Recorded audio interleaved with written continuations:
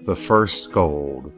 We arose before daylight, picketed our horses, left our dishes unwashed, and hurried down to the diggings just at sunup, carrying our gold pans or wash bowls and our extra tools.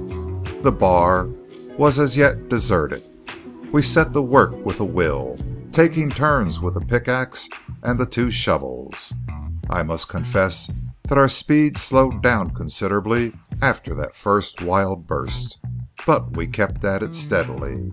It was hard work, there's no denying it. Just the sort of plain hard work the day laborer does when he digs sewer trenches in the city's streets. Only worse, perhaps, owing to the nature of the soil. It has struck me since that those few years of hard labor in the diggings, from 49 to 53 or 54, saw more actual manual toil accomplished than was ever before performed at the same time by the same number of men. The discouragement of those returning we now understood. They had expected to take the gold without toil, and were dismayed at the labor it had required.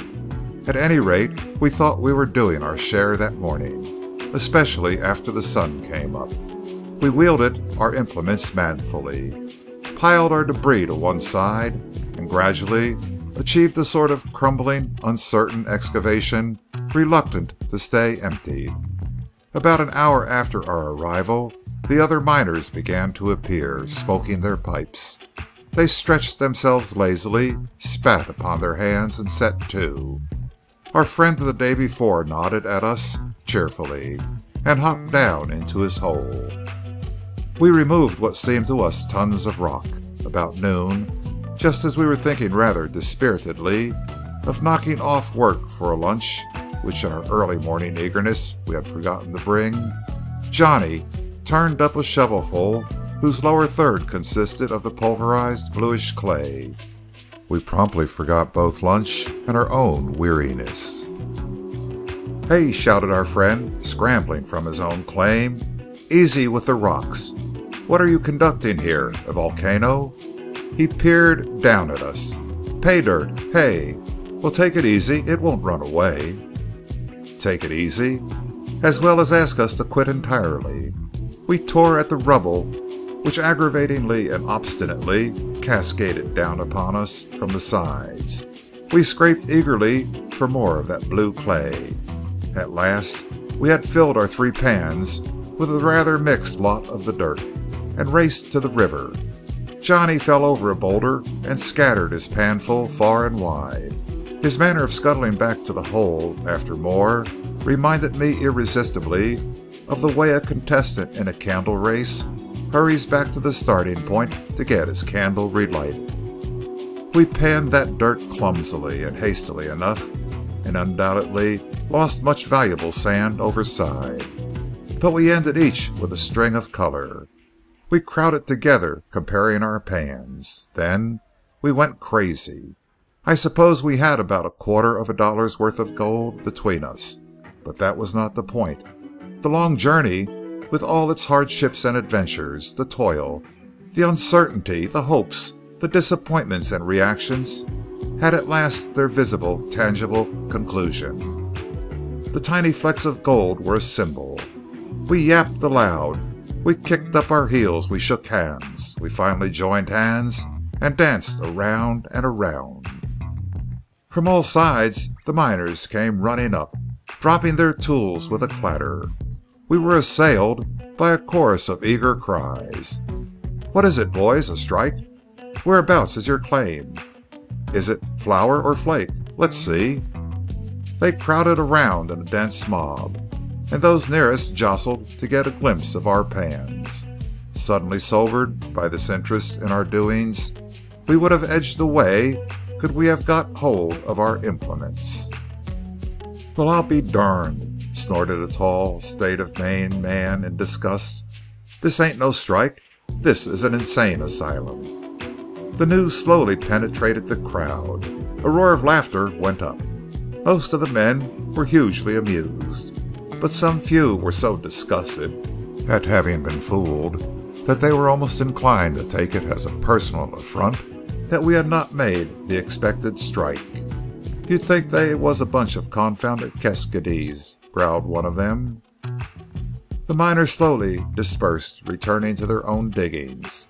Somewhat red-faced and very silent, we gathered up our pans and slunk back to the claim. Our neighbor stuck his head out of his hole. He alone had not joined the stampede in our direction. "How do you like being popular heroes?" he grinned. Johnny made as though to shy a rock at him, whereupon he ducked below ground. However, our spirits soon recovered. We dumped the black sand into a little sack we had brought for that purpose. It made quite an appreciable bulge in that sack. We did not stop to realize that most of the bulge was sack and sand, and mighty little of gold. It was something tangible and valuable, and we were filled with a tremendous desire to add to its bulk.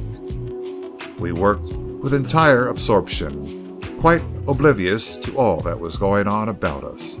It was only by accident that Yank looked up at last, so I did not know how long Don Gaspar had been there.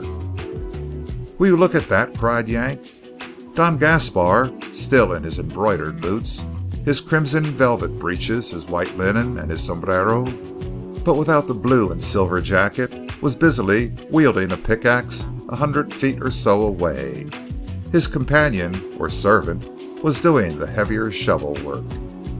"Why, oh why," breathed Johnny at last, "do you suppose, if he must mine, he doesn't buy himself a suit of dungarees or a flannel shirt?" "I'll bet it's the first hard work he ever did in his life," surmised Yank. "And I'll bet he won't do that very long," I guessed. But Don Gaspar seemed to have more sticking power than we gave him credit for.